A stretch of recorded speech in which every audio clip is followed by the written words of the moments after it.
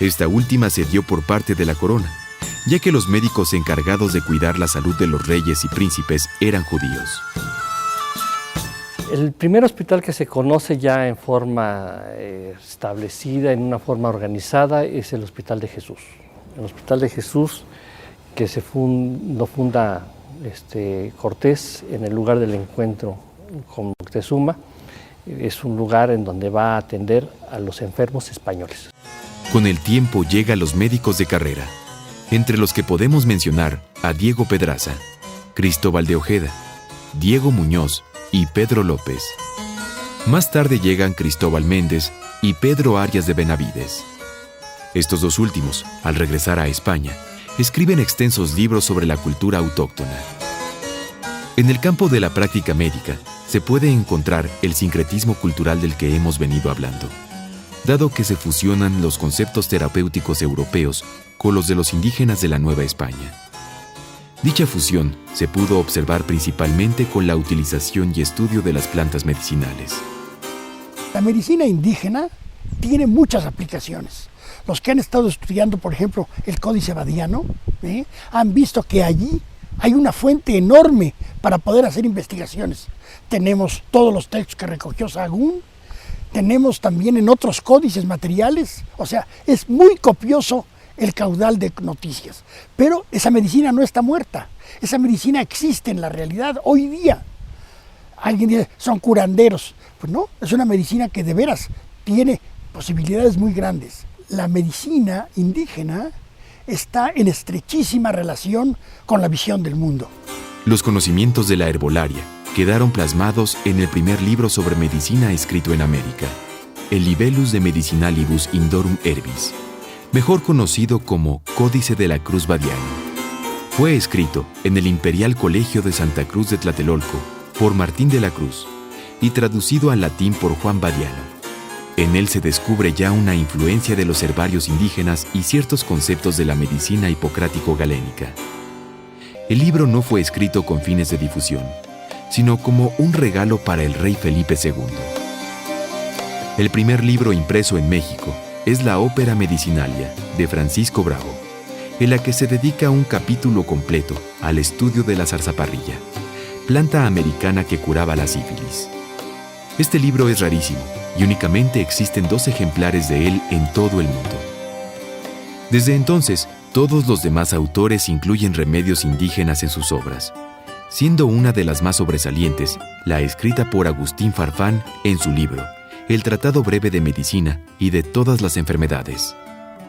La fama de los remedios prehispánicos fue tal que Felipe II envió a su médico de cabecera y protomédico Francisco Hernández para que hiciera estudios de las cosas médicas que encontrara en las tierras colonizadas. Al llegar comienza su recorrido haciendo preguntas, anotaciones y dibujos de cada una de las plantas, animales y minerales que encontraba a su paso. Actividad que repitió durante 6 años en los que reunió tanto material que a su regreso a España llevaba consigo 38 libros sobre estas investigaciones. Aquel famoso médico Francisco Hernández, protomédico de Felipe II, que vino a investigar aquí en México en el siglo XVI, decía, es una medicina muy buena, nada más que tiene el defecto que solo se basa en la experiencia. Claro, porque en Europa tenían una serie de teorías y creían que eso verdaderamente servía, y hoy sabemos que esas teorías no servían de nada. Francisco Hernández, en sus interpretaciones, transforma los elementos curativos indígenas en materia médica semejante a las muy aceptadas de Dioscórides, pues las adecua a la teoría del frío y calor. Durante el siglo XVI se escriben alrededor de una docena de libros, hasta 1620, cuando se publica el último de esta época.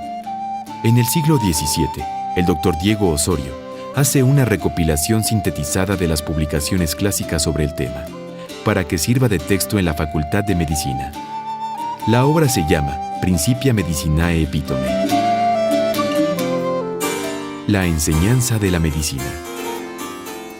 En los 30 del siglo XVI se abre el Colegio de la Santa Cruz de Tlatelolco y en ese colegio se va a dar enseñanza de tipo médico para los nobles indígenas.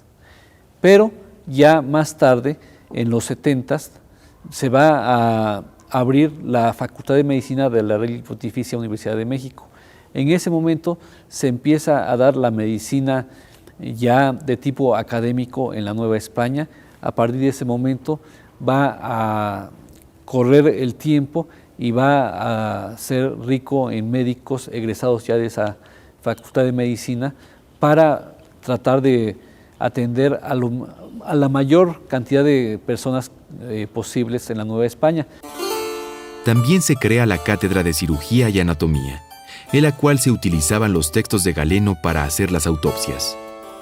Finalmente se estableció la Cátedra de Astrología y Matemáticas en 1637 para poder hacer los pronósticos de las enfermedades. El curso de medicina duraba 4 años y al finalizar se otorgaba el título de licenciado en una ceremonia de gran gala. Posteriormente se podía hacer una tesis sobre algún concepto de Hipócrates y defenderla ante un jurado para alcanzar el grado de doctor en medicina, término que por costumbre se sigue aplicando a los médicos hasta nuestros días. Este sistema permaneció invariable por espacio de 2 siglos y medio, hasta el cierre de la Facultad de Medicina y de la Universidad Real y Pontificia, decretado en 1833 por Valentín Gómez Farías. Como se dijo, la cirugía en esta época no era considerada como una práctica médica, sino como un oficio despreciable practicado por gente sin preparación y sin cultura. A partir de la instauración de la Facultad de Medicina, los cirujanos fueron reconocidos oficialmente por el Real Tribunal Protomedicato, organismo que regía toda la actividad y desarrollo de la medicina y demás acciones relacionadas con la salud. A los cirujanos reconocidos se les dividía en latinos y romancistas. Los primeros eran los que habían cursado en la universidad sus asignaturas en latín. Por lo tanto, sabían leerlo y escribirlo. Los segundos, cuando muchos sabían leer en español o lengua romance, como también se le llamaba a nuestro idioma. El Real Tribunal del Protomedicato era integrado por los 3 médicos más prominentes. El primero era el catedrático de prima, el segundo, el decano de la facultad, y el tercero lo designaba el virrey. Entre las funciones que desempeñaba el tribunal estaba la resolución de todos los problemas de salubridad pública, la vigilancia sobre las boticas, para que se despacharan los medicamentos correctamente y se fijaran los precios adecuados. Dictaba las indicaciones necesarias durante las múltiples epidemias. Controlaba a las personas que practicaban ciertas formas de curar como las parteras, los boticarios, los cirujanos, los barberos flebotomianos y los herbolarios, a quienes se les aplicaba un examen para otorgarles una licencia que les permitiera ejercer su actividad. El Tribunal del Protomedicato desapareció en el año de 1831 y se creó en su lugar la Facultad Médica del Distrito Federal. Con la creación de esta nueva facultad y el sincretismo vivido en la medicina y la cultura, se cierra el panorama de la medicina en el México colonial, que estuvo marcado por las grandes aportaciones autóctonas y el esplendor español.